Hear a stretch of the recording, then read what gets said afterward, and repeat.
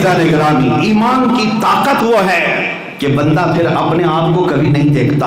ان صحابہ کو پوچھو کبھی، حضرت عکاشہ رضی اللہ تعالیٰ عنہ صحابی ہیں، بدر کے میدان میں آئے، جب سب صحابہ جا رہے تھے وہ بھی آ گئے، پیروں میں چپل بھی نہیں ہے، کھانے پینے کے سامان بھی نہیں، حتیٰ کہ جس کام کے لیے جا رہے ہیں جنگ میں، سب سے مین چیز کیا ہوتی ہے جنگ میں؟ کچھ تو ہتھیار ہونا چاہیے، ان کے پاس ایک چھوٹی سی چاقو بھی نہیں، کچھ بھی نہیں، چلے آئے، اور میدان میں آنے کے بعد ان کو لگا کہ کچھ تو لے کے آنا چاہیے۔ یہ ہے مومن، غلام مصطفیٰ، کبھی ان چیزوں کو بہت زیادہ اہمیت نہیں دیتا، اسے یقین ہے اللہ کی ذات پر اور رسول کی ذات پر۔ میدان میں پہنچنے کے بعد حضور کی بارگاہ میں آیا، عرض کیا یا رسول اللہ، غربت بھی ہے، اسباب کی کمی ہے، میرے پاس تلوار بھی نہیں، لیکن لڑنا چاہتا ہوں، کیا کروں؟ حضور نے فرمایا جاؤ کوئی کھجور کی سوکھی ہوئی لکڑی لے آؤ۔ وہ گئے، ایک سوکھی لکڑی ملی، وہ لے کر کیا ہے حضور کی بارگاہ میں پیش کیا۔ نبی پاک صلی اللہ علیہ وسلم نے اپنا دست مبارک اس پر مسح کیا اور کہا جاؤ اسی سے لڑو۔ حضرت عکاشہ کہتے ہیں میں وہی لکڑی لے کر کے لڑتا رہا، اور کئی لوگوں کو اس لکڑی سے تلوار زخمی میں نے کیا۔ وہ حضرت عکاشہ کی لکڑی زندگی بھر رہی، اسی سے لڑتے بھی رہے، تلواروں سے زیادہ گھاؤ دیتی تھی۔ اسی کو اقبال نے کہا ہے کہ اگر ہو یقین پیدا تو کٹ جاتی ہے زنجیر ہے، یقین محکم عمل پہ ہم محبت فاتح عالم، جہاد زندگانی میں ہیں یہ مردوں کی شمشیریں۔ اقبال کہتا ہے تلواروں کی تمہیں ضرورت نہیں پڑے گی، تمہیں گولی بندوق بارود کے بات کرنے کی ضرورت نہیں پڑے گی، دو چیزیں اپنی زندگی میں لے آؤ، یقین محکم عمل پہ ہم، یہ دو چیزیں مومن کی زندگی ہے۔ یقین محکم کا مطلب بہت پکا بھروسہ کہ میں اللہ کا ہوں، اللہ میرا ہے، جو حضرت ابوبکر صدیق کو حضور نے فرمایا تھا۔ یار غار ہے نا، جب غار ثور میں حضور کے ساتھ تھے، حضرت ابوبکر کہتے ہیں غار میں ہم چھپ کر تو بیٹھے، لیکن مکہ کے کافر ڈھونڈتے ڈھونڈتے وہاں تک بھی پہنچ گئے۔ حضرت ابوبکر کہتے ہیں اگر ان کفار مکہ نے پیروں کے پنجوں کے بل کھڑے ہو کر کے ہمیں دیکھا ہوتا ہم دکھ جاتے۔ حضرت ابوبکر کہتے ہیں غار میں سے میں ان کو دیکھ رہا تھا، اگر وہ پنجے اونچے کر کے دیکھتے تو ہم غار میں نظر آ جاتے۔ اس وقت حضرت ابوبکر کہتے مجھے ڈر لگا، عرض کیا یا رسول اللہ صلی اللہ علیہ وسلم، یہ مشرکین میں سے کوئی اگر پنجے اونچے کر کے دیکھ بھی لیا ہم نظر آ جائیں گے، اب ہم دو کو ہی گرفتار کریں گے۔ نبی پاک صلی اللہ علیہ وسلم اس وقت مسکرا رہے تھے، اس وقت جب دشمن سر پر آئے، حضرت ابوبکر کے سینے پر ہاتھ رکھ کر کے ایک جملہ فرمایا میرے آقا نے، جس کو قرآن میں بھی اللہ نے نازل فرمایا۔ قرآن میں اللہ تعالیٰ فرماتا ہے اذا خرجہ الذین کفروا ثانی اثنین اذ ہما فی الغار اذ یقول لصاحبہ لا تحزن ان اللہ معنا۔ رسول پاک کہہ رہے تھے لا تحزن ان اللہ معنا، ابو بکر گھبرا مت، اللہ ہمارے ساتھ، سبحان اللہ، اللہ ہمارے ساتھ۔ یہ ایک جملہ ایسا ہے جو ہر مومن کی زندگی کے لیے دوا بھی ہے، غذا بھی ہے، شفا بھی ہے۔ جب ڈر لگے یہ جملہ پڑھو، جب یہ جملہ پڑھو لا تحزن ان اللہ معنا، گھبراؤ مت، بے شک اللہ ہمارے ساتھ ہے۔ جس کے سجدے کرتے ہو، جسے بغیر دیکھے آج تک مانتے آئے ہو، کیا اس کے بارے میں اتنا یقین نہیں رکھ سکتے کہ میں اس کا ہوں، وہ میرا ہے، وہ مدد کرے گا، آزماتا ہے بندوں کو لیکن مدد بھی بھیجتا ہے۔ کیا یہ مدد نہیں آج یہ مدد نہیں سمجھتے آپ؟ جس طرح کے حالات میں آپ رہ رہے ہیں، یہ اللہ کی مدد نہیں، رحمت نہیں، اور کتنی مدد کے انتظار میں ہو؟ یہ اللہ کی مدد ہی تو ہے۔ 32 دانتوں کے بیچ میں زبان جس طرح رہتی ہے، آج ہماری حالت ہوئی ہے۔ الحمدللہ میں بڑا جملہ کہہ رہا ہوں اس لیے کہ زبان 32 دانتوں کے بیچ میں رہتی ہے لیکن دبتی کسی سے نہیں ہے، کٹتی کسی سے نہیں ہے۔ ہاں کبھی انجانے میں ادھر ادھر چلا گیا تو تھوڑی بہت زخمی ہو جاتی ہے، لیکن 32 دانت مل کر کے بھی اس نرم زبان کا کچھ نہیں کرتے۔ یہی آج ہماری کیفیت ہے۔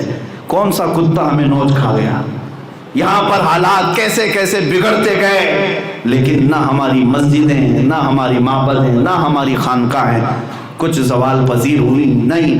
ہو سکتا ہے یقین کمزور ہوا لیکن اسلام کمزور نہیں ہوا۔ لوگوں کے اعمال کمزور ہو سکتے ہیں، اسلام نہیں۔ نہ گھبراؤ مسلمانوں، ابھی خدا کی شان باقی ہے، ابھی اسلام زندہ ہے، قرآن باقی۔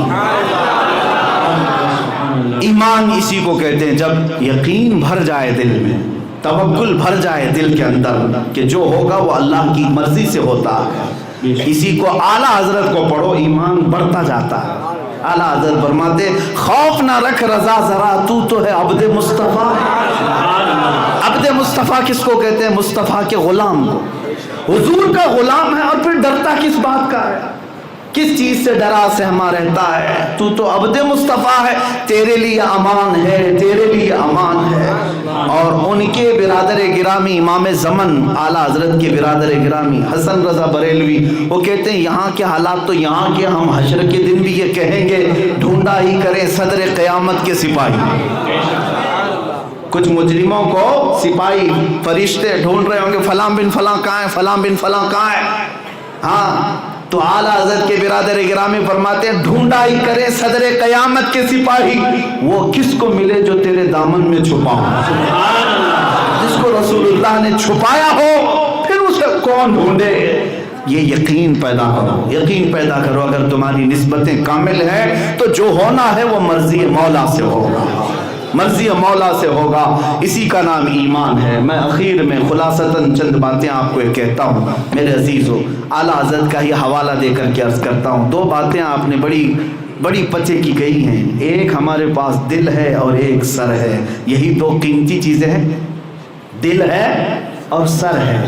لیکن ہر ایک کو دل نہیں کہتے اور ہر ایک کو سر نہیں کہتے، ہر ایک کو دل نہیں کہتے، ہر ایک کو سر نہیں کہتے۔ اعلیٰ حضرت کی زبان میں سنو تو کہتے ہیں دل ہے وہ دل جو تیری یاد سے معمور رہا۔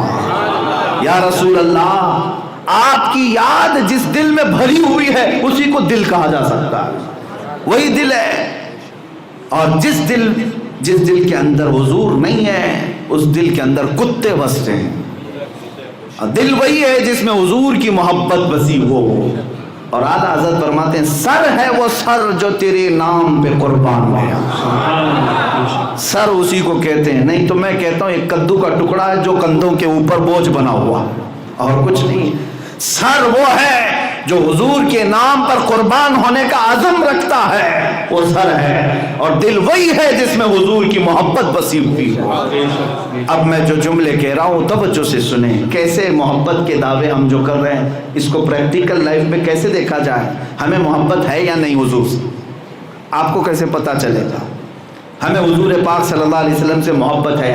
میں نے دنیا میں جو تجربے دیکھے ہیں اس اعتبار سے امام غزالی کو کوٹ کرتے ہوئے عرض کرتا ہوں، آپ فرماتے ہیں سب سے بڑی علامت تو یہ ہے، سب سے بڑی محبت کی علامت یہ ہے، انسان کی فطرت ہے جس سے محبت کرتا ہے اس کو بار بار یاد کرتا ہے، ہوتا یہی ہے، جس سے محبت کرتا ہے اس کو بار بار یاد کرتا ہے۔ ایک صاحب آئے تھے مرید بننے کے لیے اپنے پیر صاحب کے پاس، انہوں نے کہا بہت کامل محبت ہونی چاہیے اس کے بعد مرید کرتا ہوں۔ کہا کیسے محبت ہونا چاہیے؟ تو انہوں نے سمجھانے کے لیے اس کو کہا ایک بھینس اس کے حوالے کی اور کہا اس کی پرورش کرنا، جاؤ اور اتنا دیکھنا کہ اس کی کسی بھی چیز کو ہلکے میں مت لینا، بہت خیال کرنا اس کا۔ بھینس دے کر کے بھیج دی اور وہ بھینس کو پالتا رہا، صبح شام اس کی دیکھ بھال کرتا رہا۔ 8 دن کے بعد آیا حضرت سے ملنے کے لیے، پوچھا کیسے ہو؟ کہا کہ میں ٹھیک ہوں، اچھا ہوں۔ بھینس کیسی؟ کہا وہ بھی بہت اچھی ہے، وہ بھی اچھا کھاتی اچھا پیتی، اس کی تعریف کرتا رہا۔ جب پوچھا گیا کہا ٹھیک ہے جاؤ اور دیکھ بھال کرو۔ دوسری بار 8 دن کے بعد آیا، پوچھا کیسے ہو؟ کہا میں بھی اچھا ہوں، میری بھینس بھی اچھی ہے۔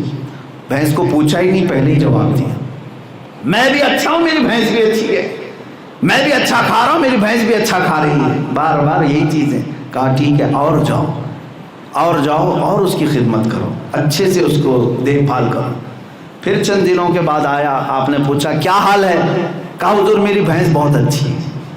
اب اپنی حالت بتایا نہیں بلکہ پہلے ہی بھینس کی بات۔ اس بزرگ نے فرمایا محبت کا تقاضا انسان کا یہی ہوتا ہے جب اس سے پوچھا جائے تو اپنے محبوب کا نام ذکر کرے۔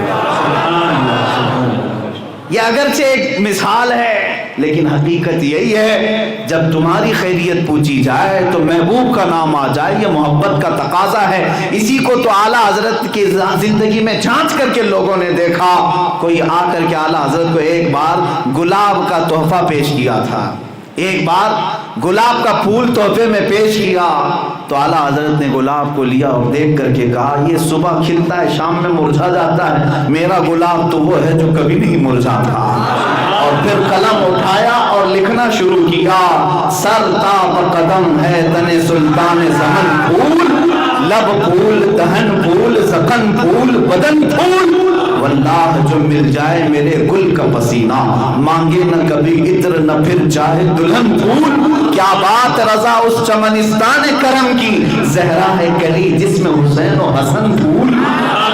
پوری نعت پھول پر لکھ دی، پوری نعت پھول پر لکھ دی۔ کسی نے ایک بار پھول کیا پیش کر دیا، اعلیٰ حضرت نے محبوب کا ذکر پورا پھولوں میں کر دیا۔